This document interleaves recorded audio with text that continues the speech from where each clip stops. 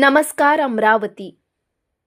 माझं नाव अश्विनी प्रफुल्ल लोखंडे. मी प्रजलपुरा येथे राहते. आमच्या एरियामध्ये प्रजलपुऱ्यामध्ये अवैध दारूचे धंदे चालू आहेत. ते दारूच्या धंद्यामुळे आमचे जे आहेत भाऊ, दादा, मामा, काका यांचे डेट होत आहे. दररोजच्या दिवसाला 1 दिवस आड 2 दिवस आड त्यांची डेट होत आहे. काय ते या अवैध दारूमुळे 10 रुपयाची 5 रुपयाची दारू पितात. सगळा घराचा वाटोळ होऊन राहिलेला आहे. आणि त्यांचे मुलं एखाद्या तरी त्यांच्या समाजातील मुलांना, त्या दारू विक्रेत्याच्या समाजातील मुलांचं एखाद्याचं तरी निधन झालं आहे का हे दाखवून द्या आम्हाला. काय म्हणते, पोलीसवाले येतात, त्यांची दारू पकडतात.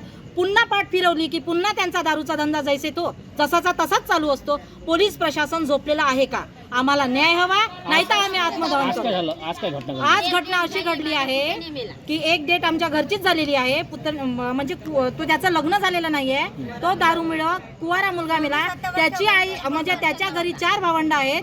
सगळे दारूच्या व्यसनाला अधीन होऊन आईचं वडिलांचं पालन पोषण करायला राहिलं कोण आहे? जर अशीच मुलं आहे, कुणाचा 1 मुलगा आहे, कुणाचे 2 मुलं आहे, जर अशीच मुलं जर ठिसूळत जातील, मरत जातील, तर मग त्यांच्या आई वडिलांचं पालन पोषण करत. कोणाची बायको आहे, छोटे छोटे लेकर आहे, त्यांचा संसार थडीवर पडून राहिलाय, तर मग हे पोलीस प्रशासन झोपले. काही पोलीस तर आमच्या एरियातीलच आहेत. मग या पोलिसांना दिसत नाही का की आपल्या एरियामध्ये दारूचा धंदा चालू आहे म्हणून? मग हे झोपलेले आहेत का?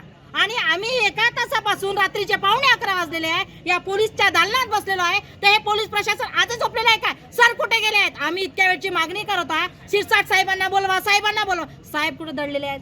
जेव्हा मोठा क्राईम होईल तेव्हा येतील का साहेब? किती वर्षापासून तुमच्या एरियामध्ये दारू विक्री सुरू, बरोबर आहे? आतापर्यंत तुम्ही आंदोलन केलं, मोर्चे किंवा निवेदन दिलं नाही. आज अचानक आज अचानक निवेदन दिलेलं नाहीये. याच्या पहिलेही 3-4दा निवेदन दिलेलं आहे. मग या निवेदनाचा ऍक्शनच नाही होऊन राहिला आहे. म्हणून आज आम्हाला ही परिस्थिती आली आहे. हे छोटे जे आहेत ना, क्राईम जास्त घडून राहिला प्रजलपुऱ्यामध्ये. 13-13, 14-14 वर्षाचे मुलं क्राईम करत आहे, मर्डर करत आहे. हे कशामुळं? या व्यसनामुळेच, नशामुळे. तिथे तर दारू चालत होता, आता गांजाही विकल्या जातात. गांजाही विकते म्हणून हे लेकरं अधीन झालेले आहे. आम्ही महिला सुरक्षित नाही आहे. तिथे लायब्ररी आहे, भीमजोत मंडळ प्रजलपुऱ्यामध्ये लायब्ररी आहे. तिथेच बाजूला दारूचा धंदा आहे. प्रत्येक घरी दारू. तेच मुलं त्या एरियामध्ये बसतात, तिथे शिवीगाळ करतात. महिला जाईल कुठून? माझं नाव रीना मकराडे आहे. मी प्रजलपुरा येथे राहते. म्हणजे कसं आमची इथं असे दारूचे धंदे जे आहे ते कसं रात्रीपासून म्हणजे कंटिन्यू चालू राहतात. ते रोडवर असं कसं आम्ही केव्हाही पण गेलो सपोज तर तिथे म्हणजे आम्ही सुरक्षित नाही आहे. माझी मुलगी तिथे अभ्यास करतात. एवढा गोंधळ राहते की मी स्वतः एवढी परेशान झालेली आहे त्यांच्यामुळे की तू काही सांगू शकत नाही. आणि शिवागाड्या तर अशा आहे की बापरे, विचारू नका की मी सांगू शकत नाही. एवढ्या घाण बोलतात. आणि आमची इथं असं कसे लहान मुलं आहे, 14 वर्षाची मुलं आणि तिथे एवढी मोठी लायब्ररी आहे. त्या लायब्ररीचा विचार करून तरी सर्वांनी हे करायला पाहिजे ना. आणि विहार आहे. विहाराच्या समोर तुम्हाला तर माहीतच आहे की किती म्हणजे शाळेसमोर, विहारासमोर आणि जे मंदिरं वगैरे असते तिथं दारूचे दुकानं नसतात. पण इथं आता तुम्ही कसं, तुम्हाला तर माहीतच आहे प्रजलपुरा कसा आहे. पण तरी तुम्ही म्हणजे त्याच्यावर तुम्ही ॲक्शन घेऊन राहिले नाही. विहारासमोर, घरासमोर आणि तिथंच म्हणजे जवळच्या जवळच दारू आहे. याचे जिम्मेदार कोण? पोलीस शासन काहीच करू शकून राहिले नाही ना.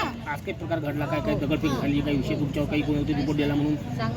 नाही आम्ही म्हणजे त्यांनी आमची खोटा गोटमार केली, आमच्या लेकराले बायकाले मारलं बा. पण असं कोणीच नाही केलं. भीमजोत मंडळच्या मुलांना त्यांनी खोटी रिपोर्ट दिली. त्या कारणावर आम्ही इथे आलेले आहे. आज 1.5 घंटा झाला आम्ही इथं बसलो. पण एकही साहेब नाही, एकही पोलीस चला बनत नाही आहे का? आम्ही साहेबाला बोलतो ना, आमचं कोणी ऐकत नाही आहे इथं.